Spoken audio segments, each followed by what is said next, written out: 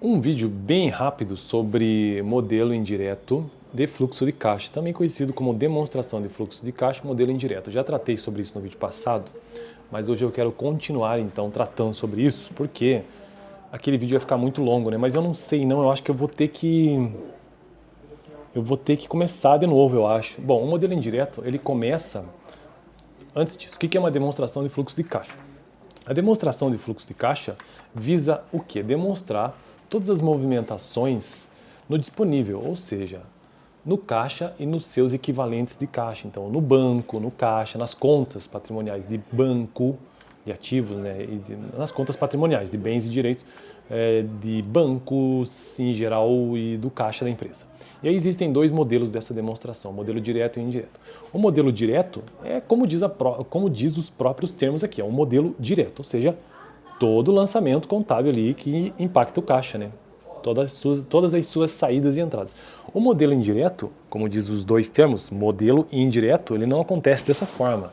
Ele acontece ele começa a partir da observação do lucro do exercício. Então, eu ainda não compreendi completamente isso. Eu sei que ele é feito de modo indireto a partir do aumento ou da redução de contas patrimoniais. E isso significa o quê? Iniciamos pelo lucro do exercício. Enquanto o lucro líquido afeta o caixa, começa a partir desse ponto, né?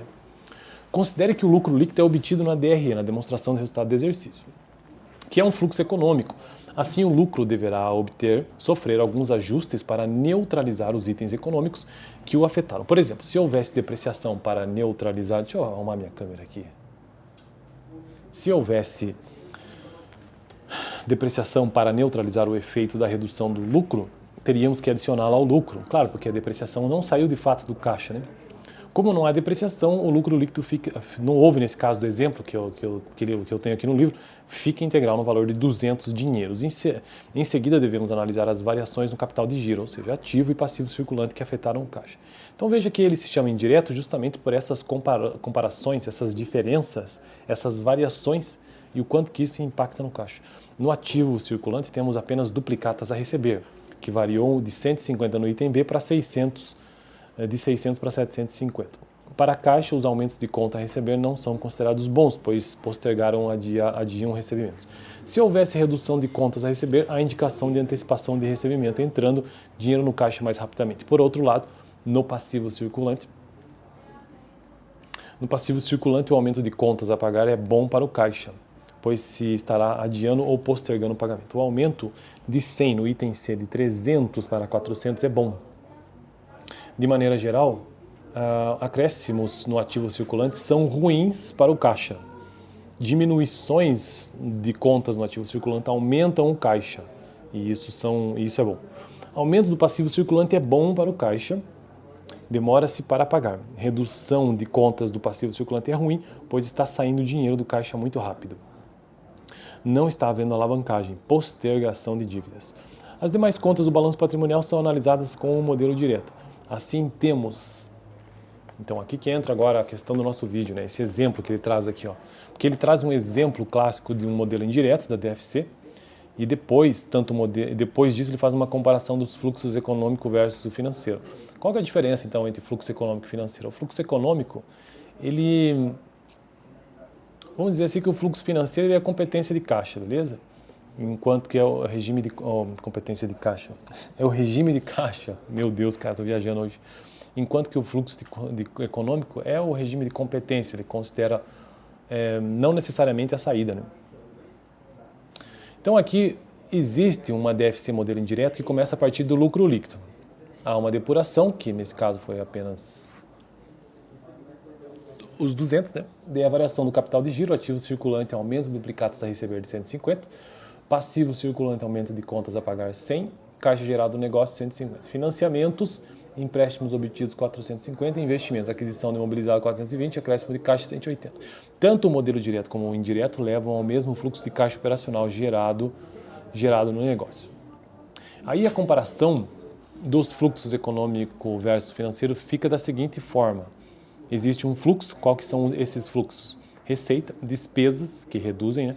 Resultado operacional, mais empréstimos recebidos, menos compra do imobilizado. Então, uma DRE, que seria a perspectiva econômica, ela tem a receita de 1.100, despesa de 900, resultado operacional 200, a diferença, né? Empréstimo recebido zero, compra imobilizado zero, portanto, o resultado de 200. Já a DFC, que tem uma perspectiva financeira, ou seja, regime de caixa mesmo, receita de 950, o que de fato entrou no caixa, né? Impactou o caixa, despesa de 800, resultado operacional de 150, já tem uma diferença aí.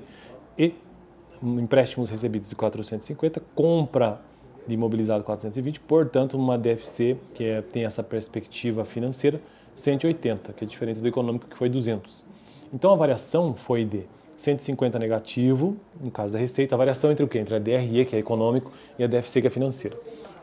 Despesa, no caso, 100, resultado operacional 50, empréstimo recebido 450, compra imobilizado 420. Portanto, um resultado negativo de 20. E aí, como é que fica então a análise nessa situação entre comparação do DRE econômico e DFC, que é financeiro? Ruim. Por quê? Análise em relação ao DFC. Recebeu menos do que vendeu. Ruim se recebeu menos do que vendeu. Bom, pagou menos do que gastou. Resultado desfavorável. Bom, tá, vamos ver a análise correta, que é o seguinte: a receita ela ficou negativa, a variação, tá bom? Porque o resultado econômico foi 1.100, o resultado financeiro 950. Então ela ficou com uma variação negativa. Então a análise em relação ao DFC é o seguinte: é ruim, recebeu menos do que vendeu. As despesas, DRE econômico 900 e o DFC, que é financeiro, 800. Logo uma variação de 100, mas nesse caso positivo. Bom, pagou menos do que gastou. Resultado operacional 200 para 150, uma variação de 50, resultado desfavorável.